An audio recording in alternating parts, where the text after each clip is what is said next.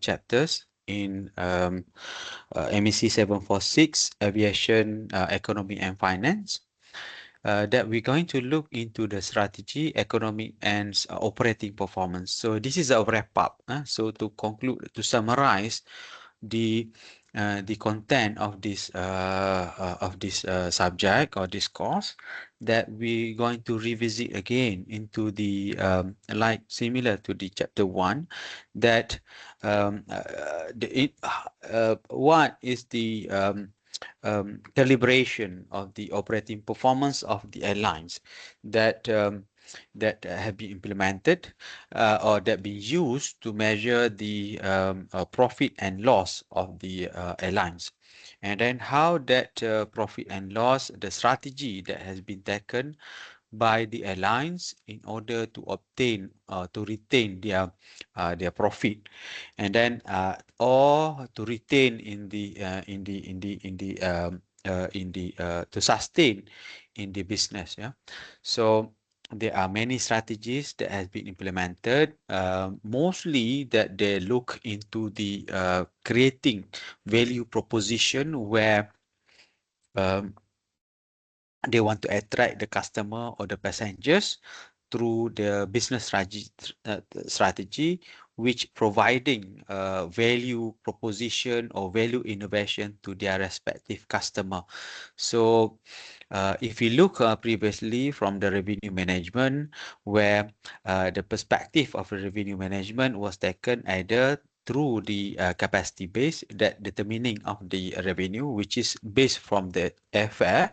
So the revenue is attaining from the airfare, which is looking into the either that they are going to look into the capacity base, or they are going to look into the cost base. So and then as well, they have applying with the dynamic pricing strategy in order to optimize the revenue that can be attained by the airlines. Yeah, and then before that, this revenue management as well need to be adapted or need to be incorporated with the fleet management, and as well with the network and the schedule management. So in order to fit in with the optimization of the revenue, they need to look as well, or they need to project what kind of the schedule, what kind of the frequency that is required, and then as well looking into the acquisition of the aircraft, whether that they are existing airlines, or they are going to be the new incoming or new airlines that going to penetrate into the market. So they need to identify what kind of aircraft that's going to be suit with their corresponding type of the or corresponding strategic business goal. So whether that they are going to serve as LFA, or they're going to look into the full service network carrier. So if they are going to look into the full service network carrier, then what will be the type of aircraft that's suitable for their propositions? And then they have as well to look into suitable route, so that they need to plan their route. They need to plan what going to be a profitable route for this corresponding for both of the newcomers and as well for the incumbent. So currently that we are facing with the difficulties with the Iran crisis, with the oil prices, and then the rest, I mean the reason to travel has become lessened, and this might give an impact to the VFR, visiting friend and relative, in the coming summer season. Yeah, so that the seasonality of the even during the school holidays, due to the limitation of the or the increase of the fuel price, that going to reflect with the purchasing power of the around the world. So currently, this increase of fuel, it will disrupt the global supply chain, not just with the increase of the transportation, but it will develop the effect of the supply chain itself. So, in terms of the global perspective, might be the inflations will be increased. So this normally the inflation is a positive. I mean, is positive to the economy because it shows the growth of economy. However, the crisis, the inflation due to the crisis, which is more than 2.5 or 2.8, is not healthy to the fully environment because one is that it's going to deteriorate the purchasing power of the people, and then second that it will also going to reflect with the other consequences like such as, for example, the unemployment because the affected business, affected industry, such as the FMB, which is the downstream, the downstream industry, and then as well, when you have less traveler, that it also going to affect the tourism sector. So this might be the, the most uh, highly affected sector we are going to see in the coming, and then after that we grow to the other segment, and then I think for the Malaysia perspective, in terms of the food security, the government still giving the subsidies, and then to ensure that the economic growth, the sustainability and reducing of the or avoiding of the inflation to be inflated larger. So this we're going to affect in terms of the passengers that can travel, and with this kind of respect, what will be the strategies that can be attained by the airlines in order to overcome with this situation? Yeah, so in this chapter we are going to look into these two outlines, which is one is that we're going to revisit of the operating performance, where we look into the again, yeah, into the supply and demand, where the demand perspective we look into the yields and RPK, and on the demand, on the supply perspective we look into the ASK or the airline's output and the unit cost, and how this the effect, like for example the increasing of the load factor or the increasing of the number of travelers. So what will be the effect to the revenue, and what will be the effect to the operating cost? So despite that we has increased in term, if the number of passengers is increased, in fact that the number of revenue also will be increased, and the number of the operating costs also going to be increased.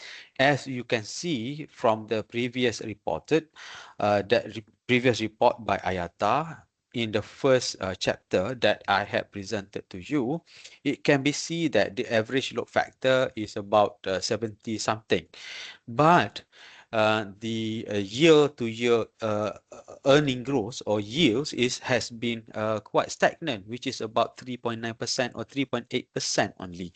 So this has given the the implications that despite of the growth of the passengers, the growth of the unit cost is also significant. So that what we have seen in the previous year, despite that the price of the fuel is quite stable. However, the other operating costs, the other non-fuel operating costs has been increased, such as the labor cost, the maintenance cost, and then the supply chain cost. So like for example, the part as well.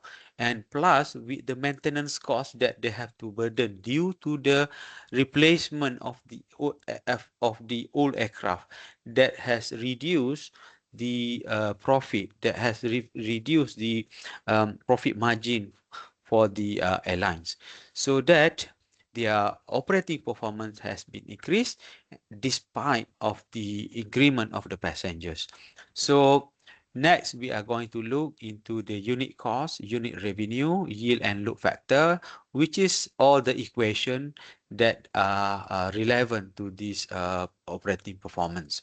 So we are not going to do the calculation, but I will just show you the what we call that, the equation of the calculations. Yeah. So this is the cost outcome. I think I going to be very quick on this one, that we're going to skip on this slide. And as usual, I will summarize what that you are going to attain for all the information, the discussion of today. That an airline's operating performance is crucial for its success, encompassing factors like customer satisfaction, safety, operational efficiency.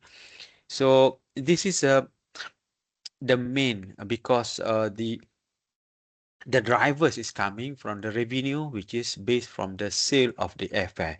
So a value service or service that we provided will based on the value innovation that has been received by the customer or the passengers, and how satisfied that the passengers when they had received the services provided by the airline, and then how that the perceptions of the safety as according to the customer, and as well how efficient is the operation of the airlines, that utilizing their aircraft, and in terms of optimizing the passengers and reducing the operating cost. So the relationship between the unit revenue, unit cost, yield, and load factor are important consideration for the airlines, strategic, economic, and operating performance, as they impact the pricing, the revenue management, profitability, and resource utilizations. So in terms of the operating performance, refer to the overall effectiveness and efficiency of airlines operation. The operating performance encompasses various factors such as on-time performance.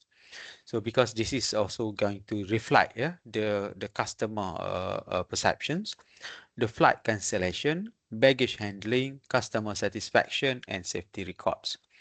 A strong operating performance is crucial for building a positive reputation, attracting customer, and maintaining a competitive edge in the airlines industry.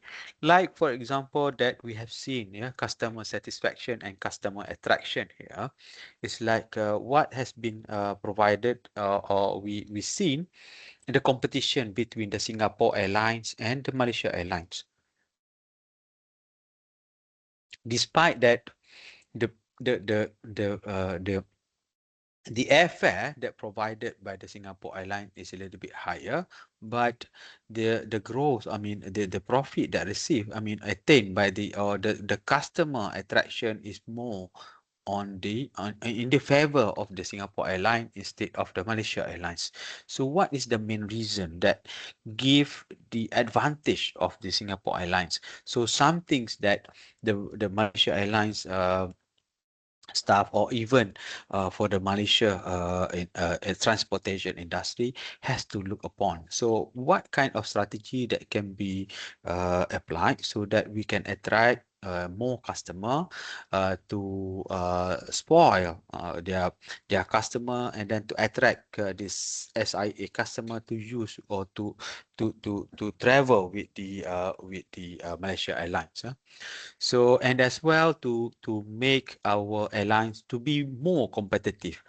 So this involving with the optimization of the resources, minimizing the cost, and providing a reliable and high quality services to the passengers. So this perception, these high quality services will give a perception to the customer when they have value innovation put into or considered into their services. So what will be the expectation, so that they need to give a proper study to attain with the customer segmentation and optimize the revenue through the value innovation that can be provided. Like for example, the Singapore Airlines that provided Michelin chef cuisine for their first class passengers. And then what else? What else? I mean, as for the another remaining for the business class traveler, probably another innovative value proposition can be think or can be proposed by the airlines in order to attract. Yeah, for example, the business traveler that coming to Malaysia, uh, that we can consider that they are average age now or business traveler in between of 35 years old to 50 years old. So this kind of business traveler, which is actually is a young, and then they are very active, and they can be considered as some of them what say that meet management for multinational company, or maybe that they are a startup company that just growing. So their expectations. So this is the new generation, which is that can be considered as millennial generation. So their perceptions, their value innovation might be differ than for the previous generation, which is the generation X, yeah, which is they're more looking into the other perspective of the value innovation. So the in order to create the value innovation, the service provider need to understand what will be the perception, what will be the values that going to be looked by this kind of customer segment. Because if you can look from the yesterday's revenue management, if you can recall, throughout the airfare schedule, the number of the percentage of the load factor that is provided based from the economy class, business class, and then from the economy class, we have three segmentation, price discrimination, if you can recall. So through this price discriminatory strategy, that for even for business class, there are three type of the price that need to be paid, and then for the first class. So if we are targeting or segmenting of this class, then what will be the most valuable or the most return of revenue that can, or highest revenue that can be attained, and what kind of services that we can provide them. For example, for the business class, maybe that we can provide with a bigger screen of the entertainment, and then you can have with the online game and such on, yeah. And then for the economic class, maybe that we premium, we can offer with the ancillary services, with a bundle, so like had been applied by the LFA, yeah. So bundle package accommodate with the hotel booking, plus with the bundle ancillary inside, or in flight bundle ancillaries, such as such as the baggage, extra baggage booking, or seat booking, or hot seats booking, or maybe that we can provide with the for long haul aircraft, long haul routes that can be provided with the online. Or maybe now that we have the Netflix, yeah, so maybe that they are entitled to watch Netflix or Prime, and they can choose the apps that they would like to use in the aircraft. So this proposition will actually suit into as according to the customer requirement, based maybe that we are going to provide them based on what they want. uh, so unit revenue, then in the second part, yeah. So as for the unit revenue, unit cost, yield, and load factor, where the unit revenue generated per unit, which is usually per seat or passenger, and is a measure of an airline's pricing strategy and revenue management effectiveness. The unit cost refer to the cost incurred per unit, such as per seat or per passenger, and include various components like fuel, labor, maintenance, and overhead expenses. Yield represents the average revenue earned per passenger, typically calculated by dividing the total revenue by the total number of passengers carried. Load factor is the percentage of a seat occupied by passengers on a flight, calculated by dividing the number of passengers by the total number of available seats. So, which is the load factor is actually the traffic divided by the ASK. There is also relationship between this factor, higher unit revenue, which is achieved through the effective pricing and the revenue management that can contribute to higher yield and profitability. But we have to remember the higher the load factor, the more there will be the operating cost. So the revenue has to be optimized where the segmentation or the price discriminatory will play a bigger role here. So they have to look into the price nesting when they are going to adjust the price, when there will be the suitable time, when will be the probability, so that the algorithm, the pricing algorithm is very crucial in determining of the price movement and optimize the revenue.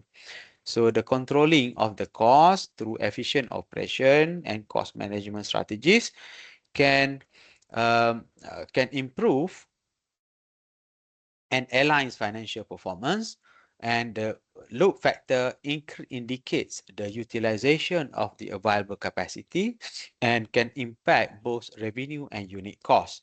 So the higher load factor generally lead to improved efficiency and profitability.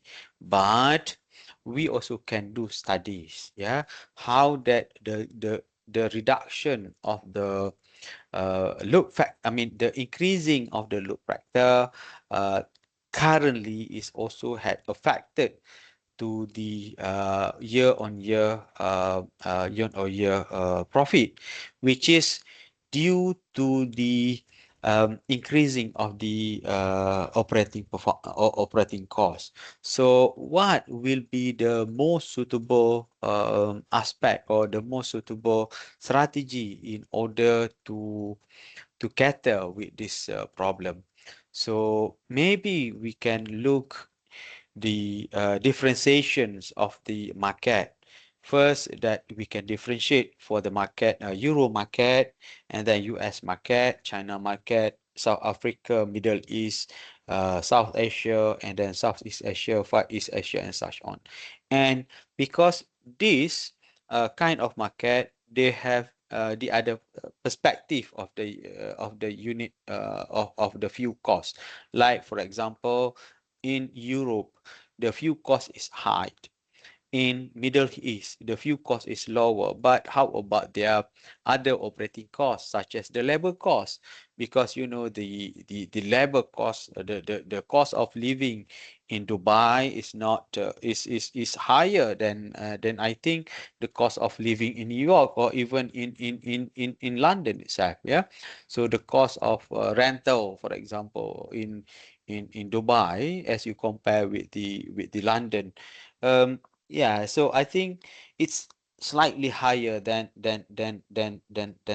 You live in Dubai and Doha, that I believe that you understand very well the situations there, which is if you know, if the salary is below than 15,000 US dollar, then I don't think that you can sustain in living in the that Dubai or in Doha itself or even in Saudi Arabia.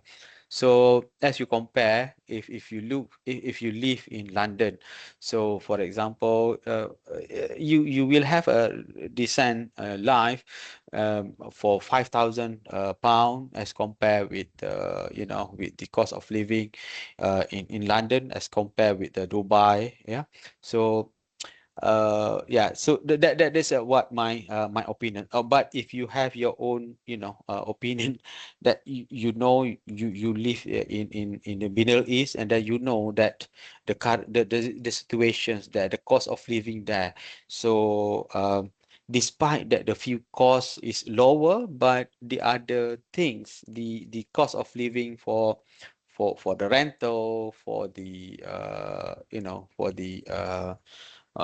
for the schooling, international school and such on is quite high too. Yeah. So it's a compensation that has to be taken up. So betul ke saya is it right my opinion? Betul betul betul. Yeah. Okay. Hmm. All right.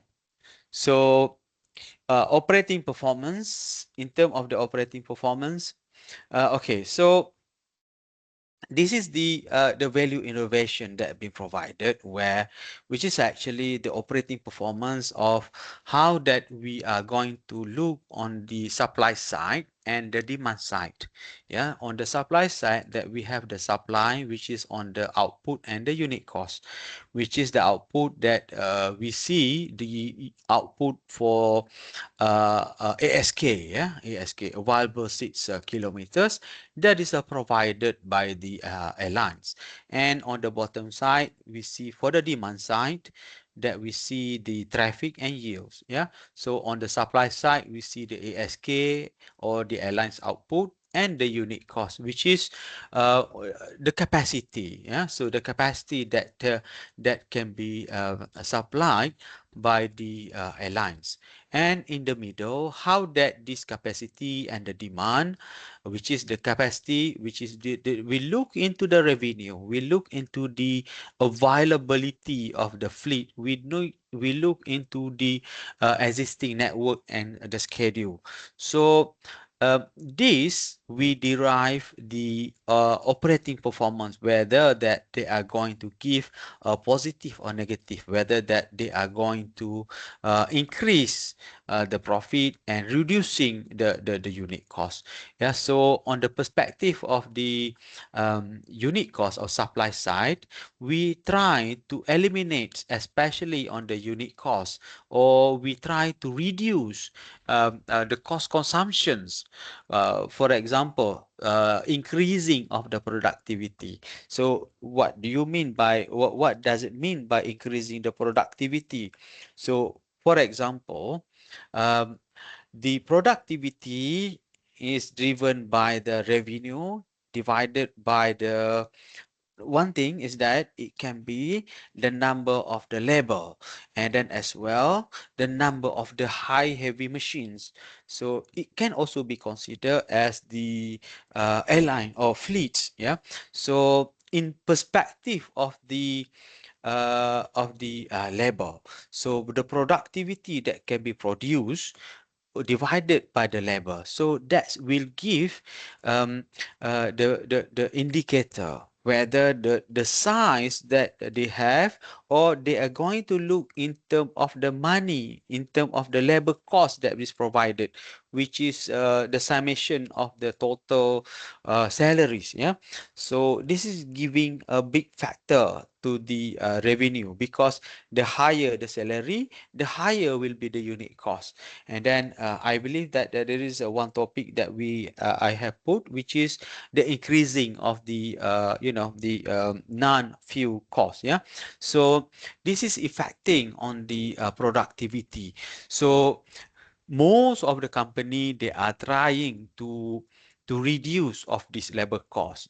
So how that they are going to look it softer, which is they are going to say that this is the productivity. So even in Malaysia, that we have this the council, NPC, National Productivity Council, where the purpose is that to increase the productivity, where each of the laborers, each of the staff, every staff will be optimize their output. or they are going to increase the profitability, they are going to increase the revenue that can be obtained from one single staff.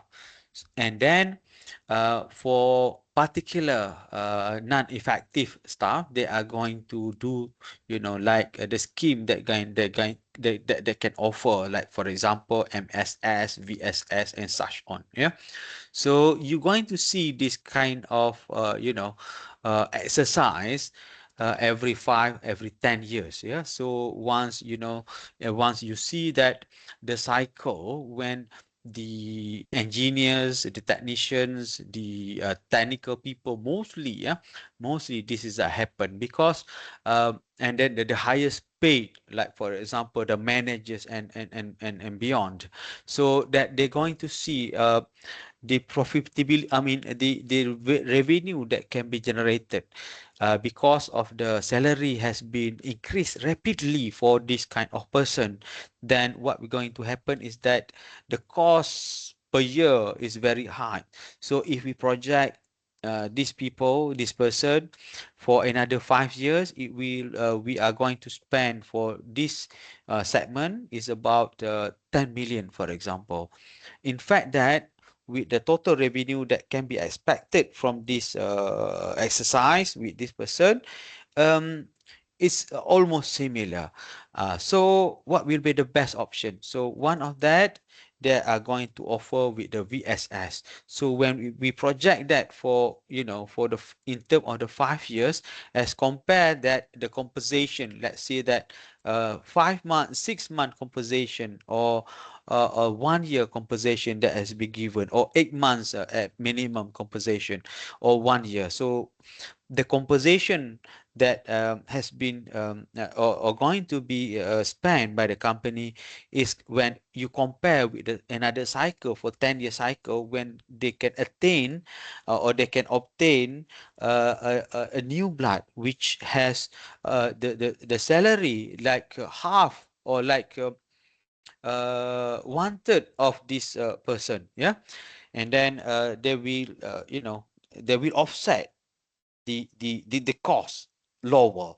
So like for example, this manager, the salaries is about 50,000 US dollar, whereas for the new engineer, the salary is the maybe about 5,000 US dollar.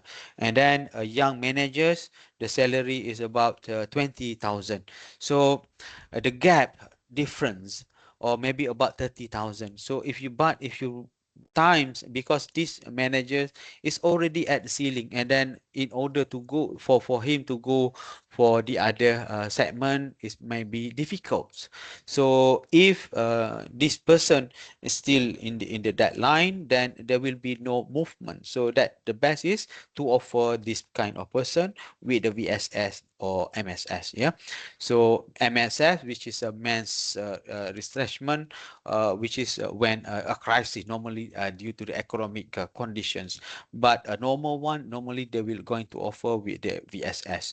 So maybe the exercise will take about 10%, and then they're going to have a new fresh engineer.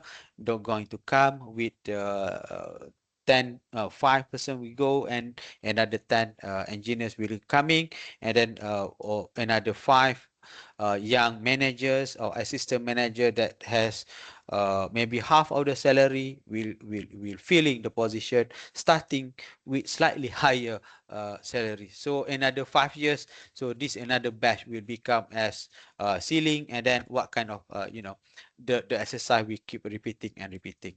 So this, that how that the optimization or reducing of the unit cost that can be exercised. And then as well, if you look into the value innovation, so which is we try or the alliance, we try to reduce the cost of the operating. Yeah, for example, reducing the checking, or reducing the cycle time. so that this will reduce the maintenance cost or cycle operation cost.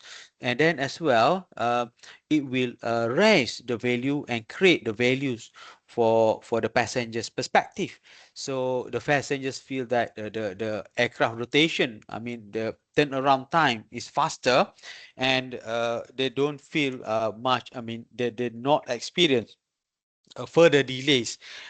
Then this is also will be another good things.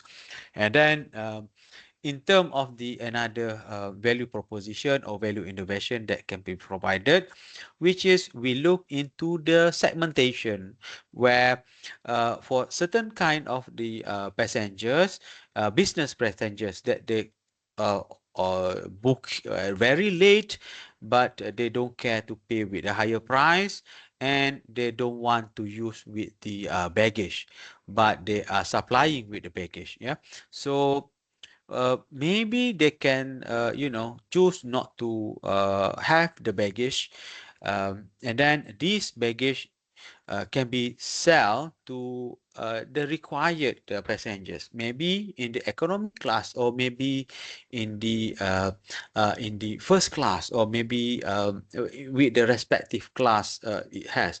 So reduce and raise the values and create another values. So similarly, if you implementing this for other type of business, so it's just the principle is almost similar. So whatever that we are doing, for example, for the apa nama tu yang kita panggil the Grab, for example, how that the Grab has been implemented, the e-hailing Grab kat Malaysia. So what the value innovation or value proposition that has been provided by this Grab? So who needs what the pain point, and then what will be your approach to solve their pain point, and then what can be benefit from this approach, or the solution that you provided, and then what are the alternative of the solution that can be provided by our competitor. So this is if you look this value in innovation in the different perspective that we can also implement it. Yeah. So the value innovation innovated by the capacity management. Some of the example, like for example, the network management. As for the category point-to-point routes, that they eliminated the hub connections. For example, the airlines that have used this is the Southwest, where they eliminating through they landed through the secondary airport. So they reduce in terms of the hub fees, and then as well the ground staff cost, because they are hiring with the ground handler, with the local ground handler.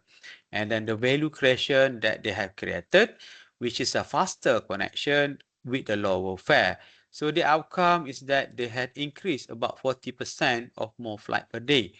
And then another network management generated by dynamic route AI, so that AI has been used to optimize the seasonal routes by the frontier or niche city pass, and then the avoided of the trunk routes, where the trunk route is the apa yang kita panggil sebagai apa nama tu, um, routes yang apa nama tu dah existing, dah hampir menjadi tepu dekat that particular, yeah.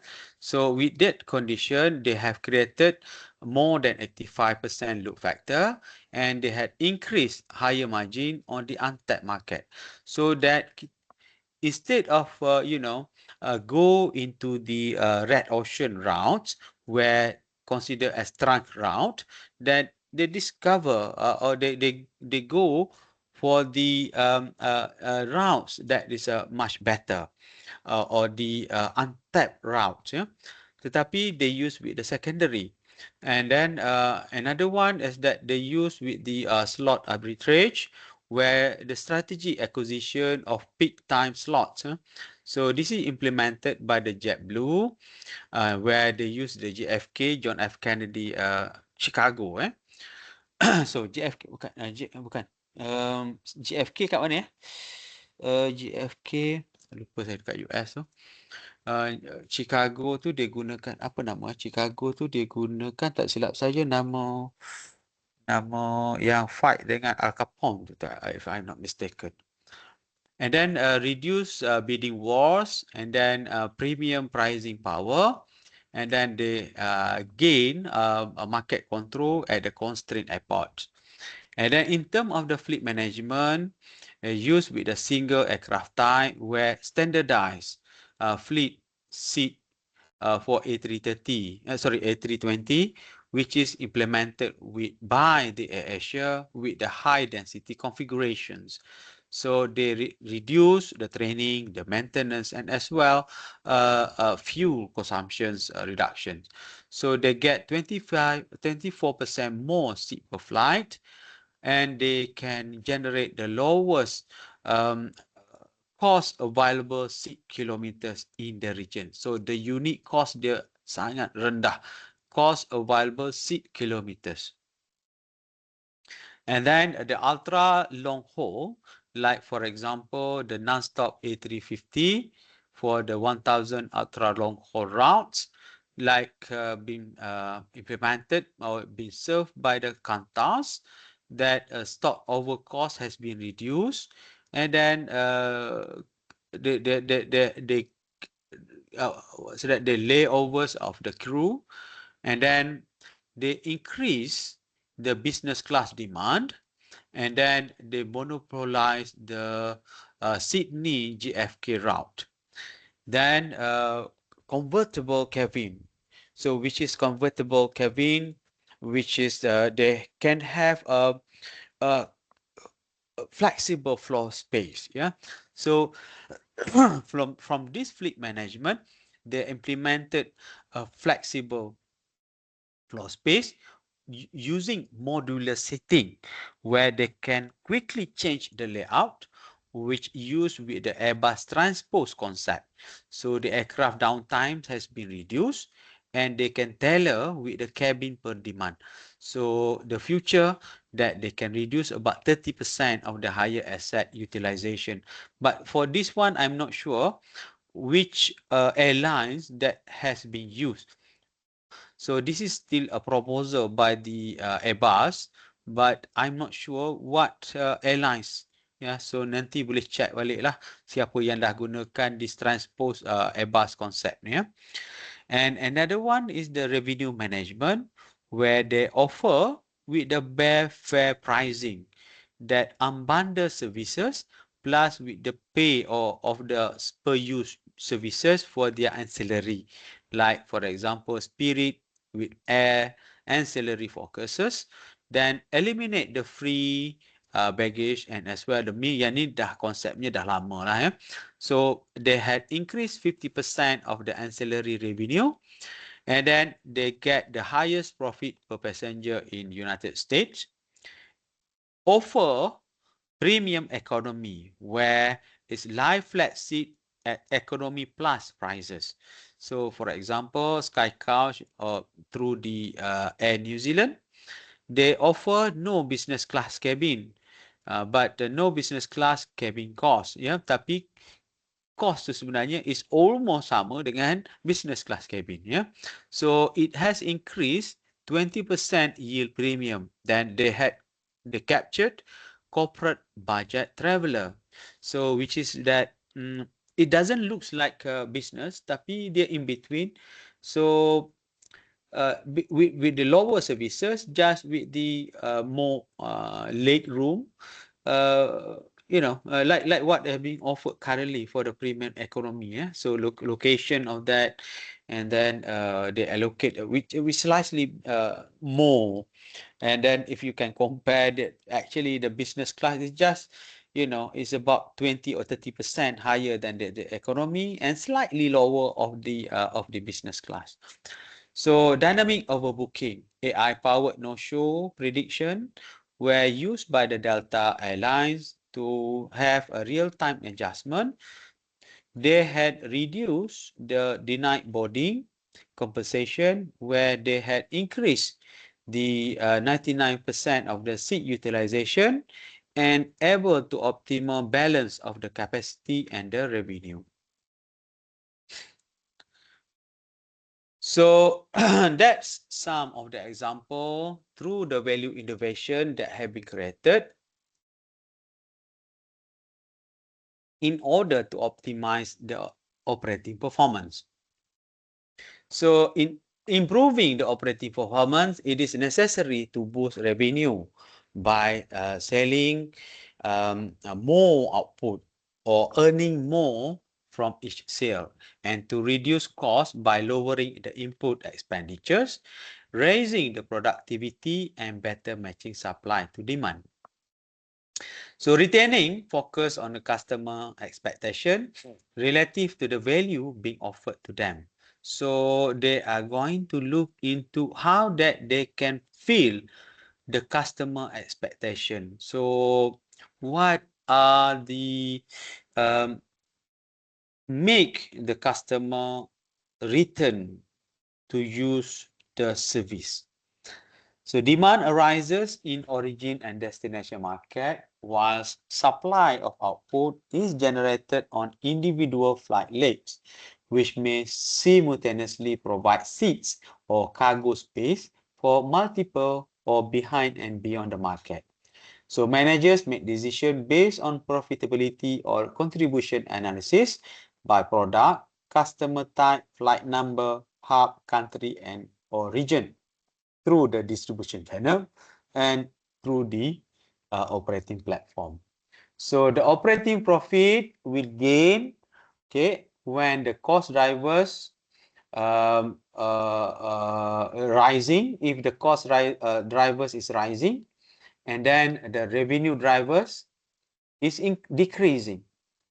So with this condition, due to the why the decreasing of the revenue drivers, due to the excess output and low load factor, due to the weak economy and sluggish traffic growth,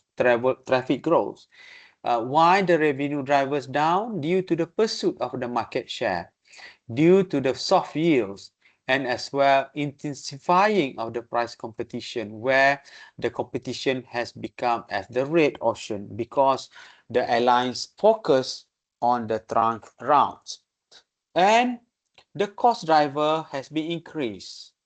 So the cost stream will be increasing due to the rising input costs, not just with the fuel, but the other driver costs as well.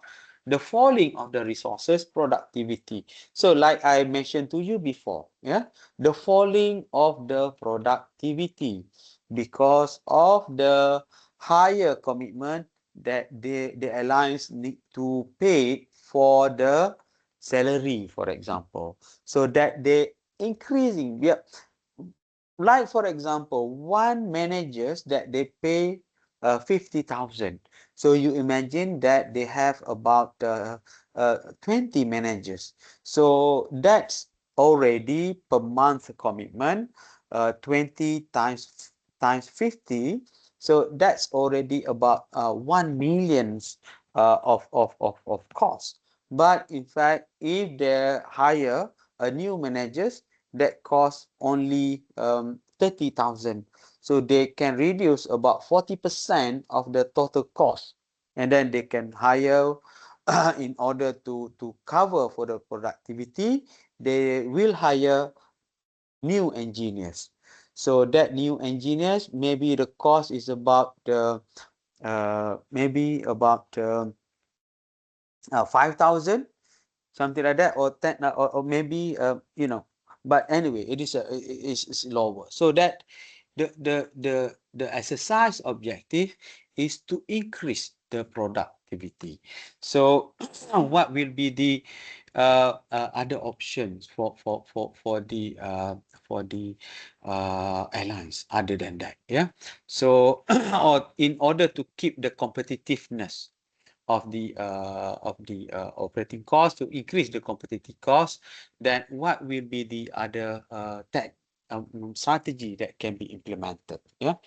So that is very important to achieve, to arise, and then to get a diversity of the positions, so that if you can upskills and reskills to look into the other perspective, maybe you will find the other perspective in the company. Yeah. So increasing of the revenue drivers can be obtained with a strong economy and robust traffic growth, with a tight capacity and high load factor that we pursuit of the profit. Okay, then with the firm yields, yeah, so which mean that firm air ticket firms demands and weak price competitions. So which means that we are in the blue ocean, right blue ocean strategy that we had created. So through the segmentations, so how this can be attained? So this is our main goals. So that if we can attain of this indicator, which means that the probability of increasing the revenue stream will be higher. And on the other perspective, increasing of this one is not enough if we are unable to reduce the cost driver, where, for example, we should reduce the input cost, and then as well rising the resource of the productivity. So this is an exercise that need to be done or need to be conducted in order to reduce this. Yeah, so this will increase the operating profit, and then because of the increasing of the revenue stream and the reduction of the cost stream.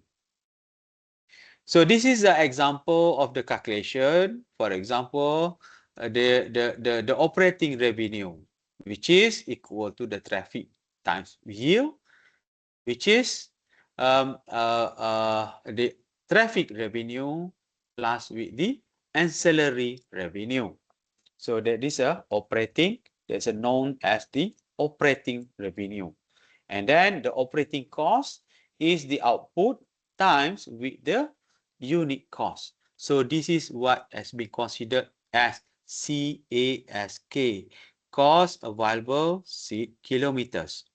And then the operating profit, which is the operating revenue, this one, minus of the operating cost. So we get the operating profit.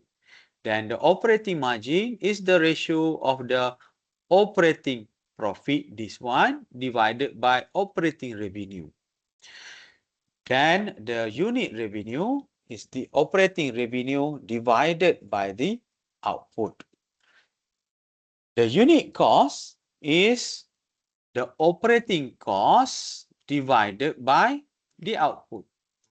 Okay, so this is a unit cost. So which is operating cost per unit of output, or cost available seat kilometers. REVX ratio is the operating revenue divided by operating cost. Okay, operating revenue divided by operating cost. The load factor is the traffic divided by output, or RPK divided by ASK times with the 100. Break-even load factor, or BELF, is the cost available seat kilometers divided by yield. So CASK divided by yield. Okay, or on the other hand, the revenue per kilometers. So with this one, we're going to have cost per yield. Okay, or the break even. So when you have BELF equal to 1, which means that the cost equal to yield. So of course that we want to have the lower than 1 in order to attain the profit, so that the cost is lower than yield. So the unit revenue, or RASM, which is revenue available seat kilometers or seat miles, which is equal to yields time with the load factor. Then this is one of the example for the calculation that you can look, okay, for this exercise. So saya tak akan pergi detail for this exercise where it is given, like for example, how the calculation can be made, ya, daripada this example. So I think that you boleh tengok sendirilah macam mana that this calculation for the analysis process, ya. Okay, now let's go into the final part of the unit cost of this chapter, which is on the unit cost, unit revenue, yield, and load factor. We have seen before all the definition of these parameters. Then, what does it mean, indicate with all of these parameters? Yeah. So the unit cost, unit revenue, and margin, where the cost available seat miles ataupun CASK, cost available seat kilometers. So improving, this is the implication. Yeah. So the improving of CASM or CASK required absolute input cost to be lowered and or productivity to be raised. So if we want to increase, to decrease this, the um, the reduction of this cost available seat kilometers can be attained whether that we reduce all the corresponded costs such as the operating costs coming from the fuel or fixed operating costs, which is also coming from the labor charge and such on. Yeah. So this we increase the productivity. So RASM, which is a revenue available seat miles or seat kilometers, where improving of the revenue RASM requires the generation of more revenue, which is generated from the revenue management from the same level of output.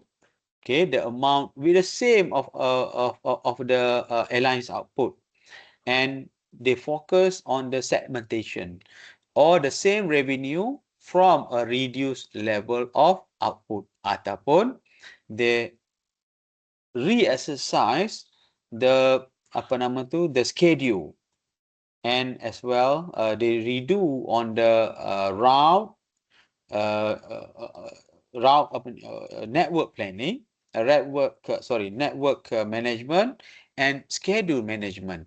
So what will be their strategy? Okay, so in order to reduce or with the similar or with the reduction of the ASK, so we reduce this CASK, especially the operating cost, that we hope that it will increase the revenue. So improving yield and hold the load factor, or improving the load factor and hold the yield. So this exercise will improve the amount of selling of the air ticket and hold the yield, okay, ataupun kita increasekan load factor but at the higher price. So difficult to improve the load factor and yield simultaneously because the higher the demand, so the expectation of the price will be lower. So the increase,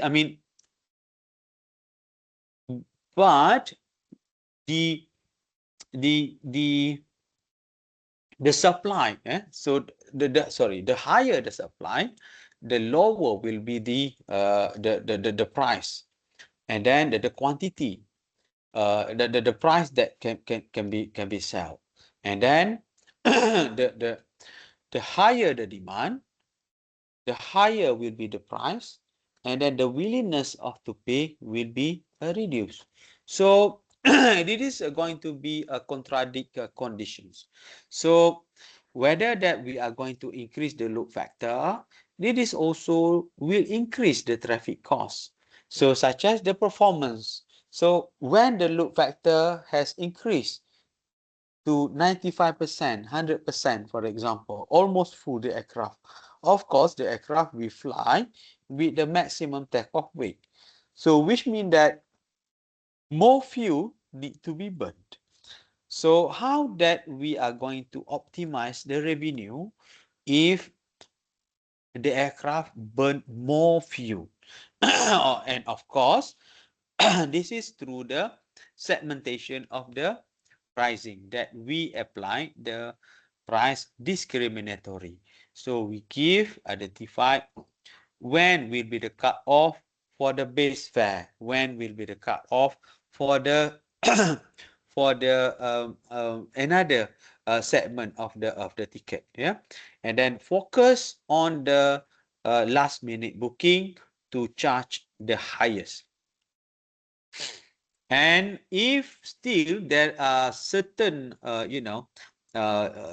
price, the passengers cannot be filled, then there is also possibility whether flying with the empty seats or we get a new passengers that has the price sensitivity that have that sensitive to price. So this is a give option. If we can attract or tap this market, it will fly. But there is also possibility how much the revenue that can be attained from this particular market. Yeah. So a firmer yields will increase the distribution cost, which means that the price of the airfare is increased, then the sale of the ticket also will be difficult. Yeah. So the unit cost, unit revenue, and output. Growing the output will increase, increasing the output can lower the unit cost if the benefit of spreading fixed costs outweigh the increased viable cost from the higher production. So because of the batches, yeah. So it is important to consider whether the additional output negatively affect the yields or causing a faster decline in revenue per available seat miles. So compare to the increase in cost per available seat mile. So uh, the analysis need to be further investigated, need to be more look into the market, whether that if you are increasing the amount of output, whether the cost, how much will be the CASK. Yeah, so what will be the implication to this ASK? What will be consequences of the other unit costs, the cost drivers tadi tu. And then if we are shrinking the output, substantial capacity will reduce. And as part of the strategic disorientation or reorientation, which is intended to underpin or boost the yield. So reduce the number of ASK so that we can generate more demand. So that is, reduce the ASK so that we control the number of demand so that they can play with the price or the airfares. In terms of the airlines, inter-airline comparison, REVAC is revenue expenditure. REVAC tadi revenue operating cost, revenue operating cost ratio, REVAC tadi. REVAX ratio, cost productivity, and the operating margin. REVAX or the operating ratio divided by the revenue expenditure, which is the operating revenue divided by the operating cost. That how much revenue has been earned by each dollar of the expenditure. So the higher than 1, which means that more revenue than the cost. Lower than 1, which means that you are bleeding. REVAX ratio can in principle be calculated at several different levels. For example, through the flight late, route or market, cabin or airfare. So the distribution of the revenue itself, ya.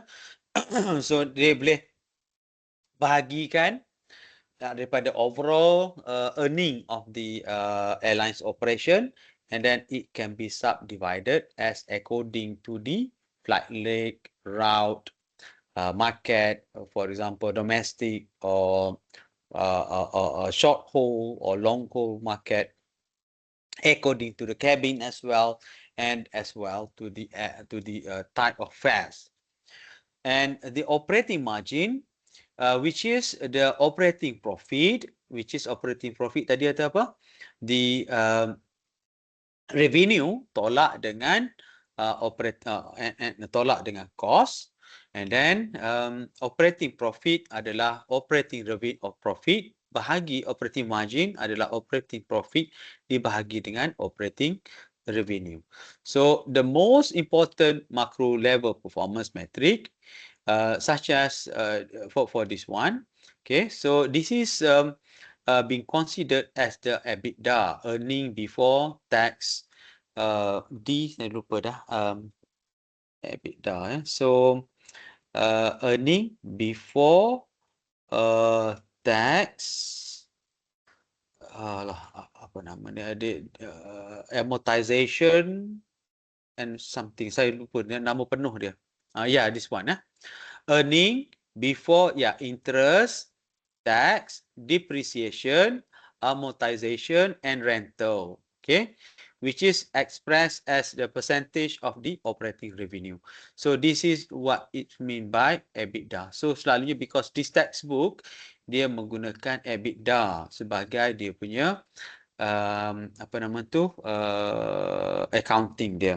Tapi kalau dia gunakan apa nama tu UK punya accounting, there will be a difference. So dia tidak akan gunakan EBITDA, dia akan amortization tu dia tidak akan masukkan. Dia sampai EBIT something like that, sampai kat sini. So that's why kalau you accountant graduated daripada US, dia punya operating, dia punya principle or filosofi dia tu tidak sama dengan accountant yang graduated daripada UK. Kita gunakan UK based rather than US based, ya. So jadi kita punya perundangan kita punya act, we based from the English common law.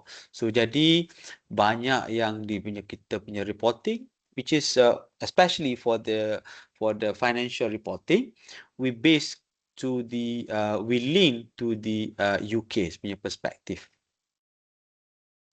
So for Emirates, for Doha, then you look what are the common, I mean what are the practice. Sebab dekat apa nama tu, dekat Middle East, dia punya link dia tu agak lain. Mungkin dia pergi kepada US, ya, mungkin dia pergi kepada US, but I'm not sure sama ada dia pergi ke US ataupun dia pergi kepada Euro punya perspektif. Kalau European UK especially, UK and then Australia is almost similar. Tapi US dia punya filosofi is a little bit different. Yang saya tengok tu, sorry? Yang saya tengok doktor dekat Dubai lah antaranya UAE, dia follow US. Follow US. Kalau follow US, maksudnya dia akan gunakan EBITDA ni lah, which is earning before interest, tax, depreciation, amortization dan juga rental. So jadi before of this ditolak, okay. Alright. So dia masih lagi berada di dalam gross lah. Okay, so dalam financial reporting, so which is usually dia akan gunakan EBITDA lah in that case, ya. So kalau let's say satu hari nanti you pergi kerja dekat UK pula ke, and then maybe that you going to look into different perspective, but you should know, I mean dia punya the way that they do reporting. So maybe that reporting tu akan sampai kepada you juga nanti, because you are the ground staff maintenance that going to give feedback kepada top management, yang mana sebagai contoh, for example, the evaluation of the asset. So macam mana that the asset that they have, the the sum of the gas turbine ataupun the structure itself and such on. Yeah. So thank you, Faizal. Then a yield. Yield is the revenue per unit of output sold or ataupun RPM RPK ataupun RTM RTK referring to the freight segment. So when comparing revenue with cost, RASM is a more useful unit of analysis than yield because RASM and CASM, revenue of viable seat miles or seat kilometers, and cost of viable seat kilometer or seat miles have the same denominator. So understanding of the interplay between the price and traffic figures when accounting for the revenue performance in different parts of an airline system. So kita tak perlu pergi detail that you not going to apply, ya, sebab case study pun tak banyak. So cuma that if one days that you are going to make a simple, then you can use the notes and then you will understand. Apabila you punya orang finance duk cerita something like that, the yields condition and such on. Yeah. So yield will soften when traffic growth is flat and or insufficient to absorb output growth, and low prices are used to sustain load factor. And then one or more carriers decide to lower prices either to stimulate the market or to increase the market share, and competitors match on a significant scale. Yields will remain firm or harden when load factor are already high and output is growing no faster than traffic. Then the traffic growth is outstripping growth in output. So yang ni maksud dia, um, yields ni bermaksud dia the price of the ticket tu sendiri. Maknanya price senang because kalau dia soft, dia punya elasticity dia tu tinggi. So which mean that dia become apa nama tu, senang bergerak sebab dia soft. Okay. Kenapa dia menjadi soft? So jadi soft disebabkan oleh demand yang tidak banyak. So this is the traffic growth yang agak susah untuk growth. So jadi that the price ticket become soft in that particular market. So however, kalau dia masih lagi dia nampak dah kan, dia nampak with that condition, which mean that the forecasted say that the demand will be increased. Tetapi kalau dia tambahkan schedule or dia tambahkan apa nama tu, the frequency, there will be impact with the number of unit cost will be increased. However, there is uncertain with that. So kalau dia tukar that market, dia akan jatuh dia punya yield tu. The softness dia tu ataupun the firmity of the yields tu akan jatuh. So what will happen is that dia retainkan dengan the ASK. Tetapi dia akan ada satu risiko, which is dia akan spillkan the traffic tu. Apabila traffic demand menjadi terlalu tinggi dan amount of the ASK dia tak boleh bagi. So dia akan spillkan the supply to the other airlines, to the competitor. Tapi dia maintain with the load factor higher and maintain with the higher price. Cuma risiko dia spill kalau the other airlines play dengan harga. So this is going to, we trap. So jadi what will be the proper? They need to do a risk factor analysis, including with the probability, with the statistical analysis, in order to retain the possibilities of the scenarios. Yeah. So there is no significant competitor fields. So jadi price yields tu kalau kompetitor tak masuk lagi, dia boleh maintain lah dengan that tu. So dengan kata lain, dia become as the monopoly lah ataupun oligopoly with the share market. Tapi masuk aja satu lagi competitor, then they will have the uh, go into the softer yield. Yeah. So the market will further build up with the market shares, yeah, with this condition of further or harden of the yield. So maksudnya harga price ticket tu susah nak ubah. So dia kalau harga dia 180, tak tekan turun dah lebih daripada 180. That maintain. Then you take it or you leave it. So the traffic, load factor and the revenue will each be affected by the fares. Yeah. So like for example, this is dia bagi contoh lah dekat sini that you can see with the overall system. Okay. Region to region and how that the tactical for the yields. And then the load factor. So the load factor, where the passengers load factor is depend on the seat factor. Yeah? So this is the percentage of the seats available on a flight or series of flight that has been sold. It is a distance weighted passenger load factor. So this is what is commonly meant by the expression of the load factor or the passenger load factor. I use as it is calculated as RPK divided by ASK and times with 100. So it's the total summative of what will be the demand and supply. So the cargo load factor, on the other hand, give you the load on all cargo flight that can be measured as either payload capacity so divided by payload capacity available times with 100 ataupun on the other weighted distance as revenue tons miles ataupun revenue tons kilometers and divided by available tons miles or available tons kilometers times with 100.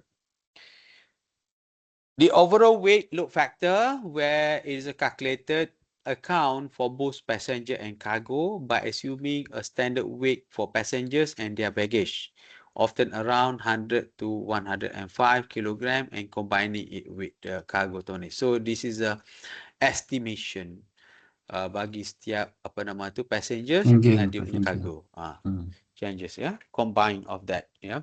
So selalunya as according yang ini dia lebih kepada estimation banyaklah ya.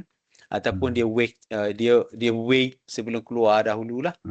So that another yang lebih accurate. Tetapi dalam finance dia susahlah nak dapatkan tu kan. So whether that the reporting tu nak kena sentiasa masuk saja kat dia and then the right report dia boleh dapat so jadi barulah betul dengan dia punya tu. Tapi kalau dia tak dapat then they have to do the estimations. Okay. Alright. So achieve load factor. So where the achieve load factor is given by output decision relative to the demand's growth. And as well it will affecting on the pricing where the traffic is going to be mixed, then the payment policies as well, then the commercial success. It is also including with the payment policies, payment gateways, yeah, and then commercial succession and the revenue management. Okay, so the implication of the high load factor, as we had discussed before, okay, normally it will give a positive effect because higher load factor generate lower average cost per passenger or per passenger miles than it would be the case where the same output of ASM being produced, but a lower load factor being achieved.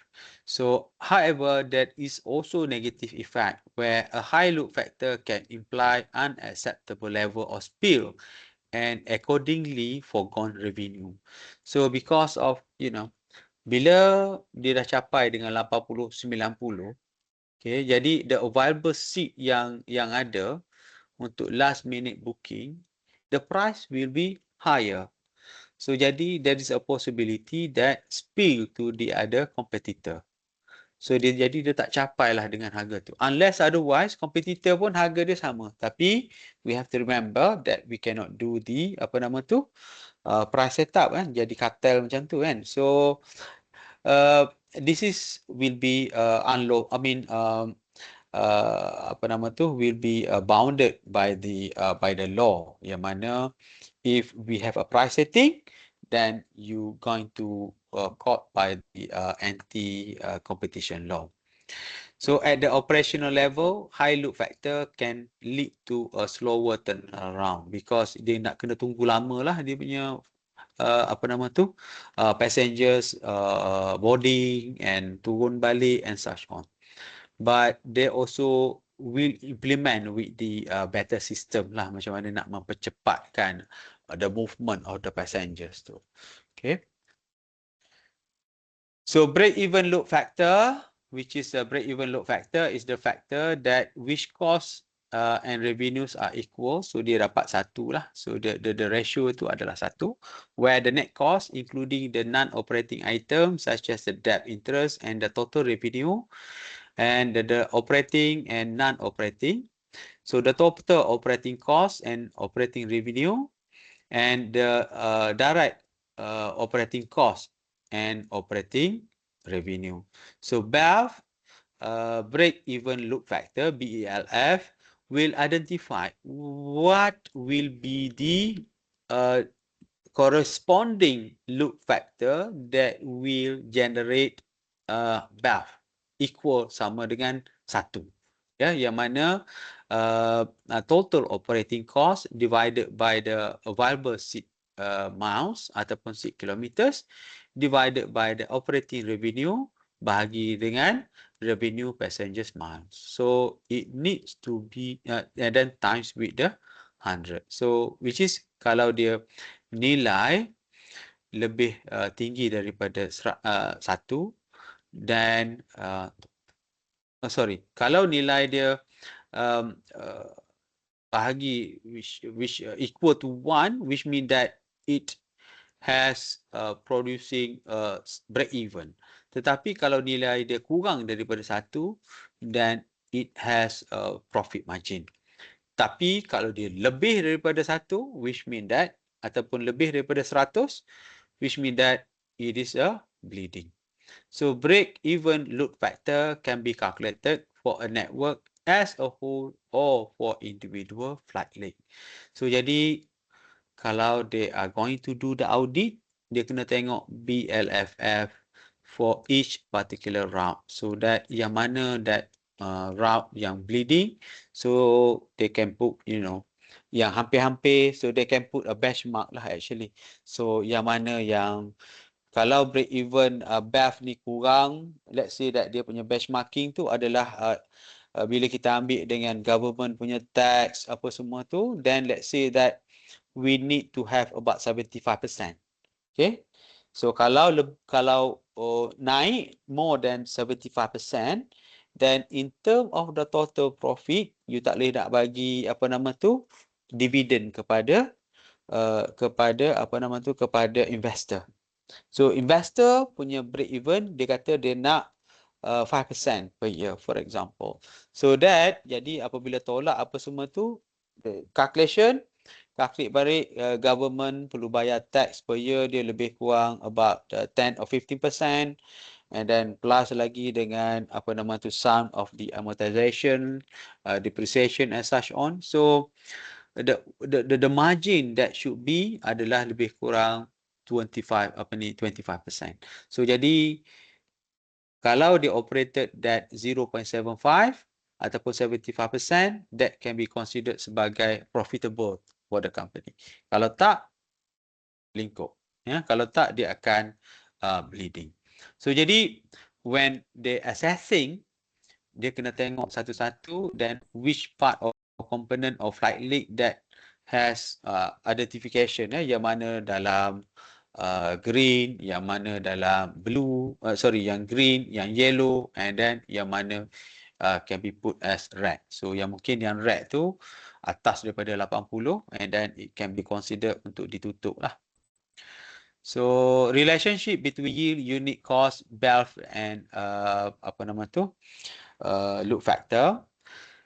So the yields achieve load factor tadi tu.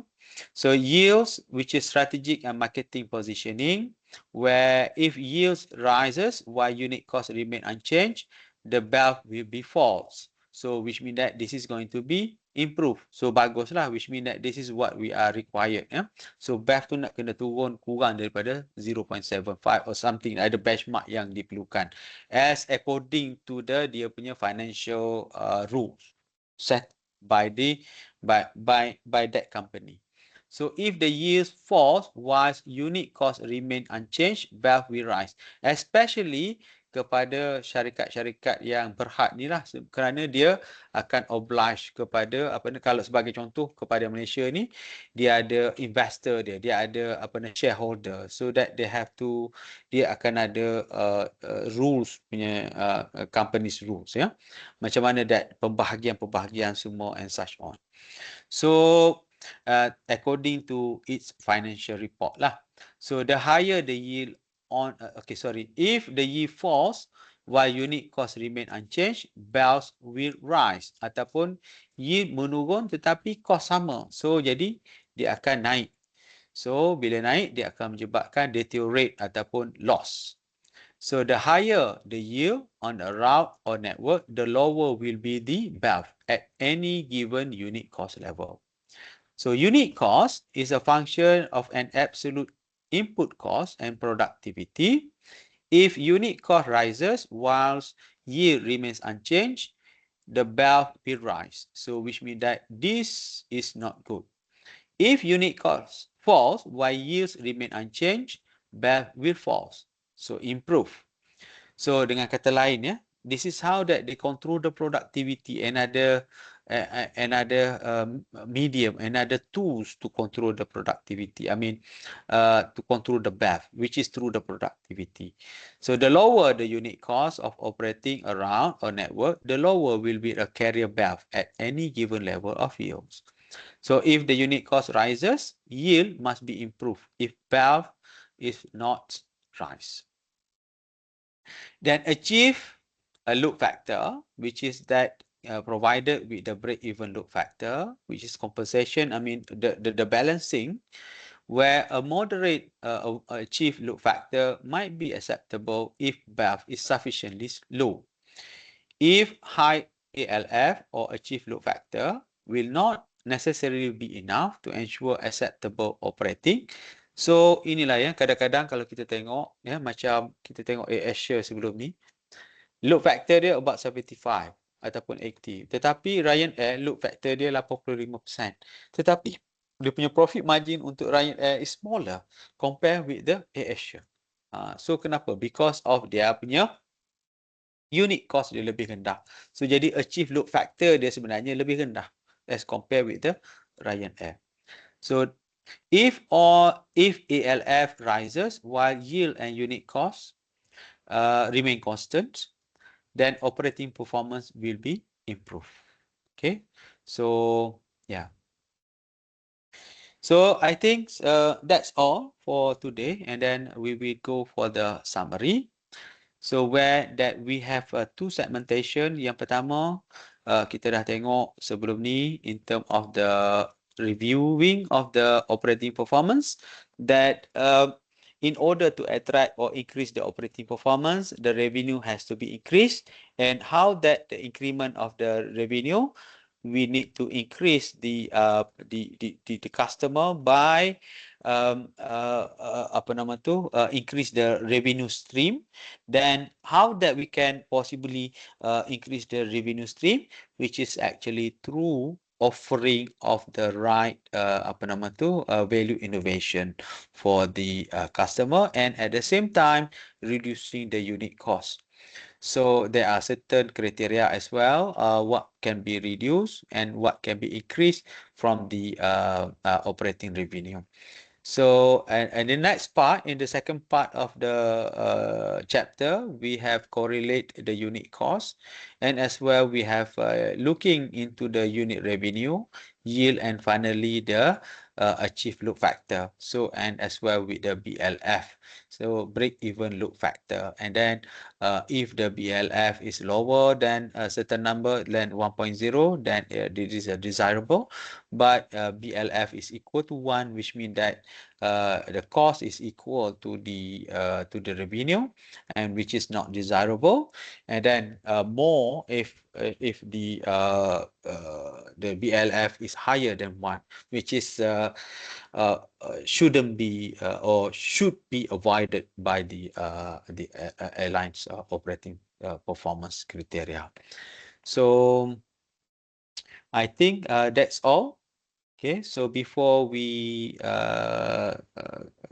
complete or finish the chapter, the final chapter today, so do you have any questions to rise, not just with this with this chapter, but as well any other related matters? So because I believe this is going to be among the last one, and then tomorrow the question will be available at 7:50 p.m. Then you just turn on the apa nama tu you buka you punya MS Team, and then the question will be available. Tak banyak pun soalannya, ada 3 je, and the time is 3 hours, ya. Yeah? So it's open resources. You boleh cari mana-mana resources, but please don't use the AI lah untuk mencari jawapan you. AI tu you boleh gunakan untuk mendapatkan the idea how that you can generate lepas daripada itu. Okay. Alright, so use the AI prompt to generate the idea for the answer, and then you elaborate.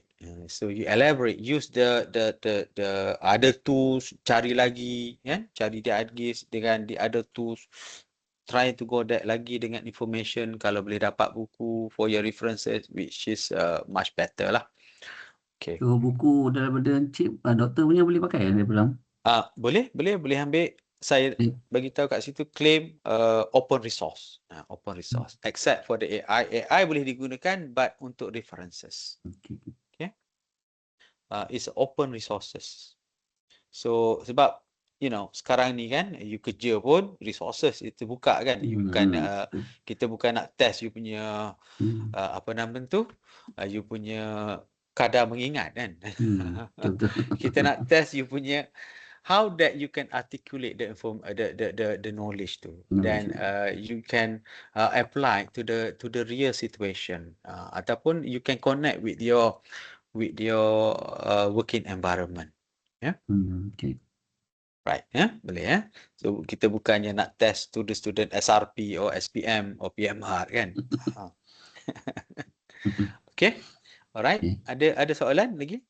So tomorrow start exam 4 o'clock. Sorry, 8 o'clock. Ya, 7.50 saya akan you boleh tengok dah 7.50. Submission pukul 11, pukul 11. Submission tu saya boleh release sikit lagi sampai sejam lah, sebab mungkin ada masalah ke kan. Close sebenarnya tutup pukul 11, tetapi dia akan indicate. So jangan risau, dia akan you punya apa nama tu clock out dia tu nampak, clock out. Submission time of submission tu saya boleh monitor. Dia akan keluar kepada saya. And then as well bila ni you kena jawab apa nama tu isikan attendance forms lah. Okay. Alright. Sorry, Doctor, just one question. Yeah. Will there be a time limit, like the moment we start, then the clock will start, or because I might be starting 1 hour late tomorrow? I'm working, so I'm asking for time off to leave early. Okay. But so I might be starting like 1 hour late. So will there be like a cut-off time? Cut off time pukul 12 for the submission. Saya bagi masa 3 jam. Tetapi I have a clearance lagi another 1 hour. So pukul 11.59 is my cut off time. So so you ada situlah. So jadi masa you 3 jam, tapi my cut off is 4 hours. Because of this kind lah. Sufficient, right? InsyaAllah it should be sufficient. 3 soalan je pun. Alright. Okay. Thank you so much. Alright, welcome. Okay, Najia, okay? Okay, Doctor. Alright. So far, you boleh follow dengan all the terminology yang saya bagi?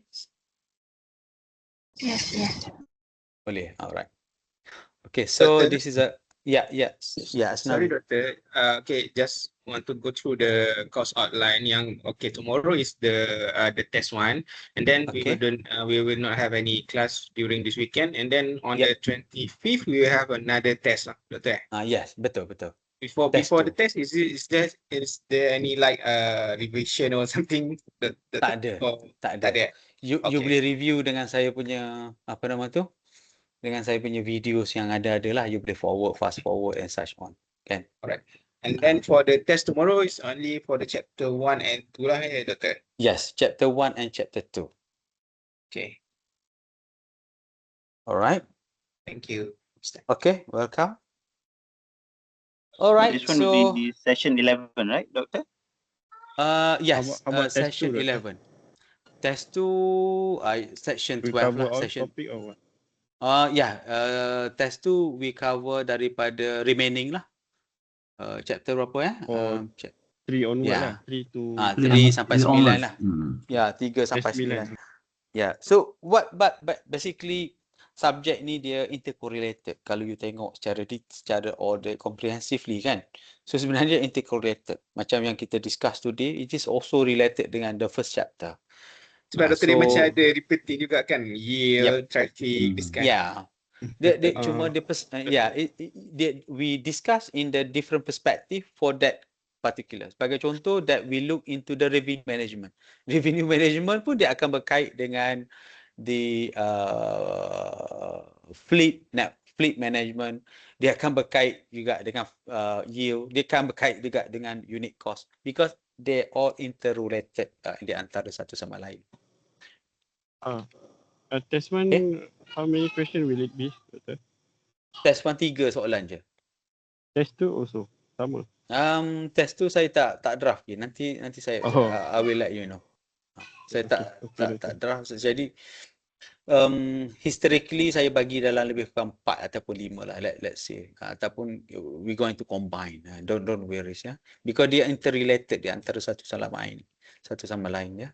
So that the context that sebagai contoh you are going to evaluate the operating performance and such on. Kalau kena calculate pun equation ada kat sini. Sebagai contoh kalau contoh kena calculate pun contoh dia ada kat sini. So dia tak lari lah daripada sini kan. So example pun ada, you just redo balik the calculation kalau dibuat kan. For example kan. Okay. So soalan banyakkannya jenis open-ended lah actually to ask your opinion. It's not memerlukan you untuk menghafal Okay. Alright. Okay, Doktor. Okay, so kalau tak ada apa-apa, that's all untuk hari ini. Okay, so I wish all the best to all of you. Okay. Thank you, Doctor. So next class, kelas apa? Dr. Rizal kan? Dengan Dr. Rizal, flight performance ya? Yes, flight performance. Flight performance 25 hari bulan petang selepas daripada kelas saya lah, lepas pada test tu. And then you akan masuk dengan, you will be drilled by the Dr. Rizal lah untuk flight performance ni. Because you know flight performance kan, rudder, aileron masuk dengan semua dia, yaw and roll apa semua tu. That will be it. Yeah. So untuk yang kelas saya ni, we more relax, tidak ada calculation. Kita tengok kepada global issues, the current issues. Yeah. Sebab tu sebenarnya saya lebih suka daripada ajar ni daripada turbo machinery. Saya ajar turbo machinery, saya boleh ajar propulsion. Tapi that one Dr. Rizal avionics dengan UAV kan? avionics dengan UAV okay, avionics and UAV. Okay, so sebelum ni dia flight performance dia flight performance pun dia ada ambil juga So avionics and UAV lah. So which is actually quite interesting jugalah Tapi saya aircraft propulsion. aircraft propulsion. Apa dia? You punya segmen. Yeah, because I'm part time. Okay. Oh jadi yang UAV you tak ambil? Propulsion Belum terus? propulsion. Okay. Propulsion maknanya you relax lah belum. Faizal Ya. 27 hari bulan 6 baru start kan? So Hmm. it will be according to your module lah ya. Okay, Ya. okay. Flight performance covered by Dr. Zul last time. Last semester. Dr. Zuriati Dr. ya. Zul dengan Dr. Hussein. Dr. Zu and Dr. Hussein. Okay. Alright. Dia lupa dah dia punya dah okey. Dah berubah lah. Okay. Alright. Okay ya. So Okay, thank you, Doktor. okay. Thank you, Doktor. Welcome. All the best semua. Okay, kalau nak cari tajuk final year project boleh jumpa dengan saya that we can discuss. Cuma saya tak bagi lagi. Most probably I don't know tapi kalau nak last semester saya bagi tajuk berkenaan dengan hydrogen. Most probably kalau this semester I don't know, maybe tengoklah macam mana balik kalau nak gunakan hydrogen balik pun boleh, tapi that we are going to look into the another perspective, which is kita nak tengok pada tekno-ekonomi pula. I don't know, nanti kita tengok. Kalau you berminat dengan tu, that kita which is kalau nak tengok pada tekno-ekonomi, which is a little bit more complicated actually. So nak bagi kepada you pun takut you tak boleh nak bawa juga kan. Because it will involve with the leverage cost of hydrogen and such on. And then kalau let's see. hydrogen tu ada software untuk analisis ke apa? Untuk hydrogen tu kita gunakan macam you masuk kelas propulsion, kita gunakan propulsion fuel saja. Okay. So like last semester punya my student tu Heidi buat propulsion analysis, and then saya ajar dia lah untuk gunakan Excel untuk buat modeling and such on. Tapi it is better kalau nak buat yang propulsion system tu, kalau dengan saya with that kind, you kena ada dekat Malaysia, senang sikit sebab saya akan ajar you, saya akan coaching you one by one, macam Hadi saya buat dengan Heidi kan. Heidi datang 3-4 kali jumpa dengan saya, and then saya ajar dia untuk buat analisis, which is upgrading lah you punya Excel skill and such on.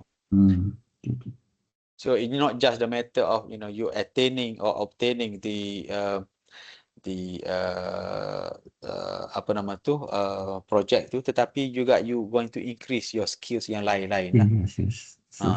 Kalau macam kalau saya buat melalui Excel je, tapi Excel different perspective, you tak pernah buat mungkin formulation pun saya gunakan Excel, so lebih senang, so that you punya data analysis lebih cepat untuk digunakan, so that you can use dalam you punya dalam you punya career lah. Nak buat big data analysis ke, nak buat pivot table or more, and then nak buat formulation yang lebih more complicated lah. Alright, okay, so tak ada soalan apa-apa lagi dah. So thank you very much. Record tadi lupa nak stop Okay, so terima kasih semua So selamat malam. Okay, selamat malam. All the best.